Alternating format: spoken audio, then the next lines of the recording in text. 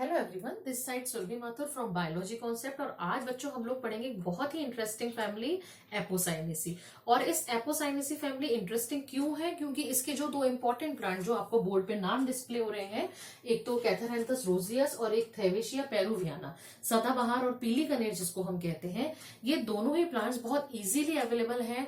तो इनको हम बहुत मजे से पढ़ सकते हैं क्योंकि हम खुद भी इसको पूरा डिस्क्राइब करके डिसेक्ट करके पढ़ा जा सकता है। और प्लस ये इजीली अवेलेबल है, इसलिए ये आपके प्रैक्टिकल में आने के भी बहुत ज्यादा चांसेस बन जाते हैं।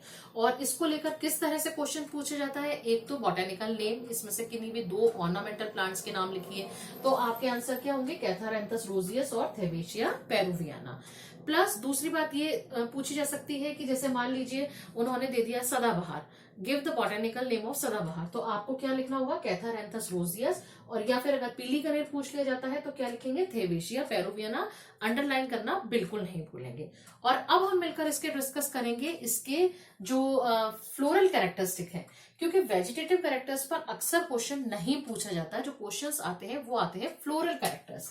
फ्लोरल कैरेक्टर्स का मतलब होता है बेटा कि आपको इसके इन्फ्लोरेसेंस से लेकर गाइनोशियम तक सारी चीजें आपको डिस्क्राइब करनी होंगी। आप ये देख सकते हैं कि अगर हम फ्लोरल कैरेक्टरिस्टिक्स की बात करें तो सबसे पहले चीज जो इसमें पूछी जाती है वो आता है इसका इन्फ्लोरेसेंस। इन्फ्लोरेसेंस का मतलब होता है arrangement of flower on the axis.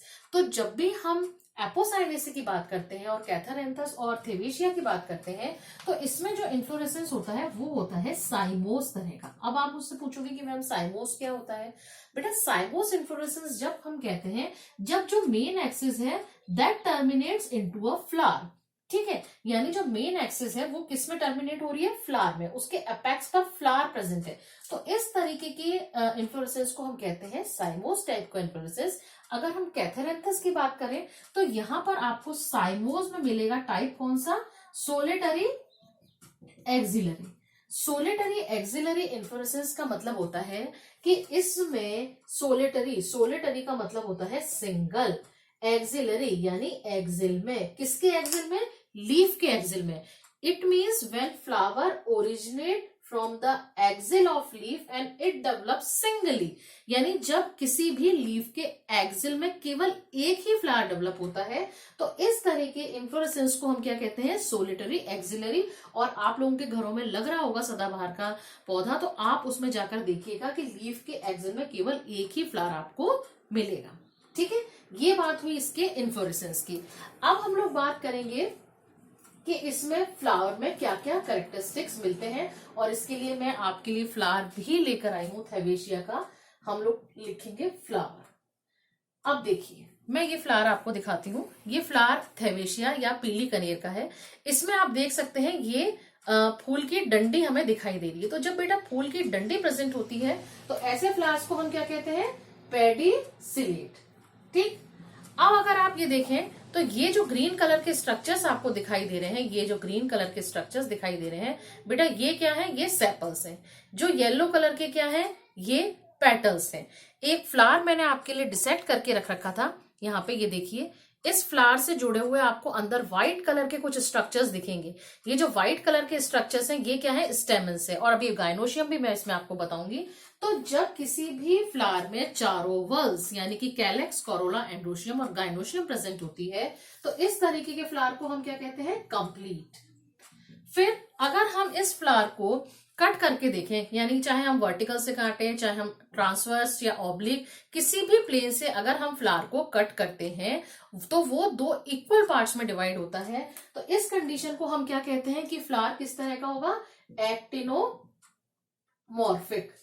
फिर इसमें ब्रेक्ट प्रेजेंट होती है। ब्रेक्ट क्या होता है? वो लीफ लाइक स्ट्रक्चर जिसके एक्सिल में फ्लावर डेवलप होता है, ब्रेक्ट इसमें प्रेजेंट होती है। मैं आपको अगर एक ट्विंग दिखाऊं, ये देखिए ये ट्विंग है। इस ट्विंग में आप ये देख सकते हैं कि ये तो सब लीफ है ना, ये तो सब सारी क्या है? लीफ है। और ये कली आपको दिखाई दे रही है। इस कली के यहाँ पे देखिए, यहाँ पे ये आपको छोटा सा स्ट्रक्चर दिख रहा है, ये लीफ लाइक। ये देखो ये वाला जो ये स्ट्रक्चर जो दिख रहा है, इस स्ट्रक्चर को हम क्या कहेंगे? ये वाला जो छोटा सा स्ट्रक्चर दिख रहा है, इस स्ट्रक्चर को हम क्या कहेंगे? ब्रेक्ट। तो यानी फ्लावर कैसा हो गया? ब्रेक्टिएट। अब कंप्लीट हो गया, पेडिसलेट हो गया, एक्टिनोमॉर्फिक। इसमें मेल सेक्स ऑर्गन और फीमेल सेक्स ऑर्गन दोनों प्रेजेंट है, इसीलिए हम इसको क्या कह देंगे, बाइसेक्सुअल या फिर हर्माफ्रोडाइट, हर्माफ्रोडाइट। ठीक, ये हमने लिखे किसके कैरेक्टरिस्टिक, फ्लावर के।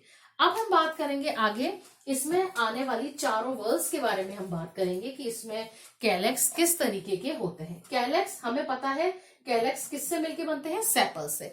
अब अगर हम ध्यान से देखें तो ये देखो यहाँ कितना है, कितने सेपल्स है, ये 1, फिर ये 2, फिर ये मैंने फ्लावर को मूव किया 3, फिर ये 4 और ये 5। कितने हैं बेटा, 5। तो हम क्या लिख देंगे, कैलेक्स सेपल्स कितने हैं, 5 सेपल्स। अब ये ऊपर से तो सारे सेपरेट हैं, ये देखो सब अलग अलग हैं, लेकिन नीचे से अगर आप देखें तो नीचे से ये क्या है, जुड़े हुए हैं। तो जुड़े हुए कंडीशन को हम क्या कहते हैं, गैमोसेपेलस। और किस तरह का एस्टिवेशन देखने को मिलेगा, जस्ट नीचे से ही जुड़े हुए हैं, यानी नीचे से ही एक दूसरे से कनेक्ट हो रहे हैं। तो इस तरीके के एस्टिवेशन को हम क्या कहते हैं, वेलवेट एस्टिवेशन। ठीक, क्लियर। अब हम बात करते हैं किसकी, पेटल्स की। कितने हैं, अब देखो यहां मैं लिख देती हूं पहले, पेटल्स मिलके कौन सी वॉल बनाते हैं, कोरोला। अब अगर हम कोरोला में देखें तो कोरोला में पेटल्स कितने हैं, ये देखो काउंट करो, ये देखो 1, फिर ये 2, फिर ये 3, ये 4 और ये 5। तो कितने आ गए, 5। और सारे 5 पेटल्स, और सारे के सारे क्या है, अंदर से देखिए आप, ये क्या है, कनेक्टेड है, tubular structure, funnel shaped structure बना रहे हैं। तो हम क्या कह देंगे, गैमोपेटेलस, गैमोपेटेलस। और किस शेप के हैं, फनल शेप, फनल बना रहे हैं, कीप लाइक स्ट्रक्चर बना रहे हैं, तो हम इसको क्या कह देंगे, फनल शेप्ड। अब इंपॉर्टेंट बात आती है इसके एस्टिवेशन को लेकर। तो एस्टिवेशन में आप ये देखिए, इसके जो 5 पेटल्स हैं उनमें से अगर मैं इस पेटल को लूं तो इस पेटल का ये एक मार्जिन और ये दूसरा मार्जिन, एक मार्जिन कैसा है, अंदर है, दूसरा मार्जिन बाहर है। उसी तरीके से इसका लूं तो इसका भी एक मार्जिन अंदर है, एक मार्जिन बाहर है। तीसरा अगर मैं लूं तो इसका एक मार्जिन अंदर है, एक मार्जिन बाहर है। फोर्थ वाले का भी एक मार्जिन अंदर है, एक मार्जिन बाहर है। और फिफ्थ वाले में भी एक मार्जिन अंदर, एक मार्जिन बाहर है।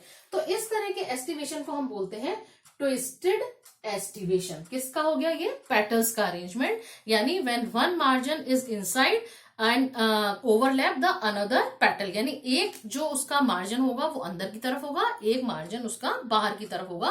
तब इस तरह के एस्टिवेशन को हम क्या कहते हैं, इस तरह के एस्टिवेशन को हम बोलते हैं ट्विस्टेड एस्टिवेशन। फिर हम बात करेंगे किसकी, एंड्रोशियम की। एंड्रोशियम किससे मिलके बनता है, स्टेमन से। अभी आपको मैंने ये दिखाया था थोड़ी देर पहले, ये देखिए, ये देखो, ये स्टेमन है। ये जो व्हाइट कलर के स्ट्रक्चर दिख रहे हैं ना आपको, ये देखो, ये जो व्हाइट कलर के स्ट्रक्चर दिख रहे हैं, 1 2 3 4, और एक जो पेटल है वो मैं आपको अलग से बताती हूँ जिसमें आपको ये स्टेमन दिखेगा। मैं इस पूरे फ्लावर को आपको डिसेक्ट करके बताती हूँ। ये फ्लावर है, ये मैं आपके सामने इसके पेटल्स को हटा रही हूँ, देखो, ये देखिए, ये ओपन कर रही हूँ ध्यान से थोड़ा सा, ये देखिए, ये देखो, ये देखिए,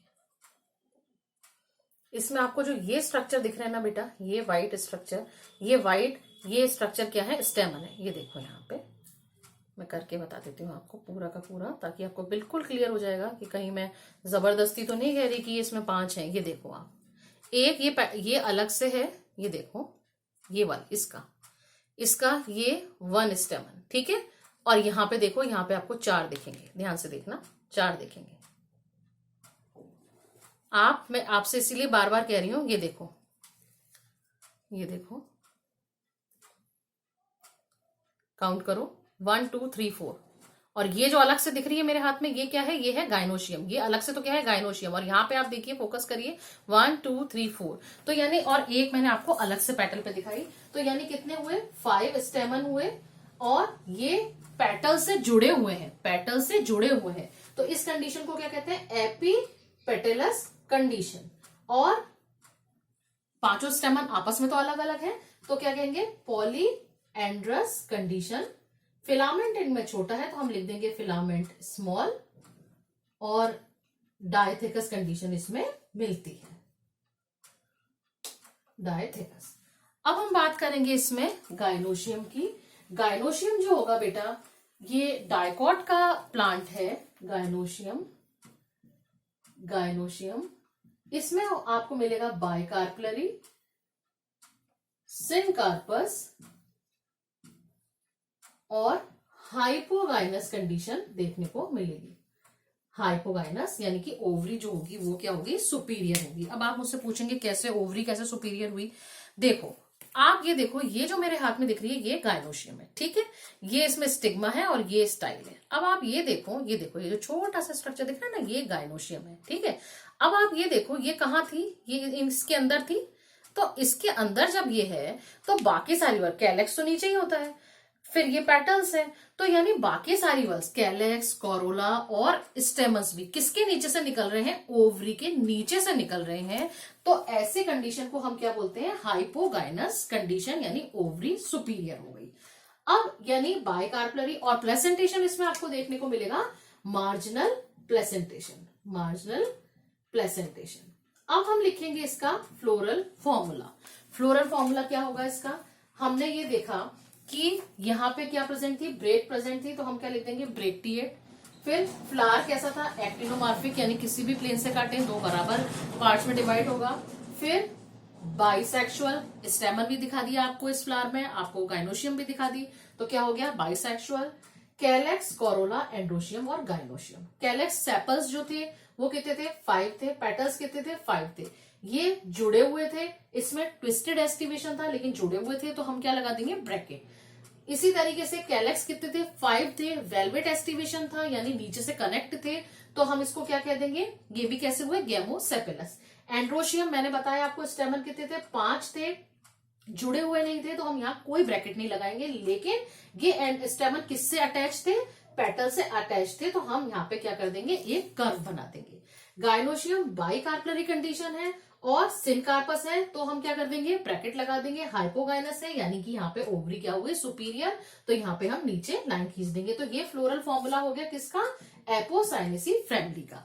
अब आपके लिए एक होमवर्क है कि आप मुझे इसका फ्लोरल डायग्राम बना के बताएंगे, और बताएंगे अगर इसमें कोई प्रॉब्लम आ रही है तो आप मुझे जरूर कमेंट सेक्शन में लिख के बताएंगे कि मैम हमसे इसका फ्लोरल डायग्राम बना है या नहीं बना है। आज के लिए इतना बहुत है, लेकिन वापस ध्यान से सुन लो कि इसमें से क्वेश्चन कहाँ कहाँ से आते हैं। एक तो पूछा जा सकता है कि एपिपेटलस स्टेमन आपको किस फैमिली में देखने को मिलते हैं, तो एक तो हम लोगों ने पढ़ी थी मालवेसी, वहां पे भी एपिपेटलस कंडीशन है। ये जो दूसरी हमने फैमिली पढ़ी एपोसाइनेसी, यहाँ पे भी एपिपेटलस कंडीशन है, तो इन दो फैमिलीज का नाम आप याद रखेंगे। दूसरा क्वेश्चन इसके बोटेनिकल नेम्स को लेकर पूछा जाता है, कोई से 2 ऑर्नामेंटल प्लांट्स लिखिए, तो आपको कैथेरेंथस रोजियस और थेवेशिया पेरुवियाना, इन दोनों के नाम आपको अच्छे से लर्न करने हैं। ये क्वेश्चन पूछा जाएगा। कई बार ऐसा होता है कि नॉर्मल आपको सिंपल नेम देके यानी सदाबहार नाम देकर आपसे उसका बोटेनिकल नेम पूछा जा सकता है, या फिर कोई 4 प्लांट्स लिख देंगे और आपको उसमें से पूछा जाएगा कि एपोसाइनेसी फैमिली को कौन सा प्लांट बिलोंग करता है। तो ये कुछ आपको मैंने पैटर्न बताया कि क्वेश्चन किस तरीके से आते हैं। आगे आने वाले टाइम में मैं आपके लिए और बहुत सारे इंटरेस्टिंग क्वेश्चंस और फैमिलीज लेकर आऊंगी। आप लोगों को कौन सी फैमिली पढ़नी है या कौन सा टॉपिक पढ़ना है, ये आप मुझे कमेंट करके जरूर बताएंगे। तब तक के लिए थैंक यू वेरी मच। लेकिन जाने से पहले प्लीज बायोलॉजी कॉन्सेप्ट चैनल को लाइक करिए, शेयर करें, सब्सक्राइब करें, ये बिल्कुल फ्री है। Thank you very much.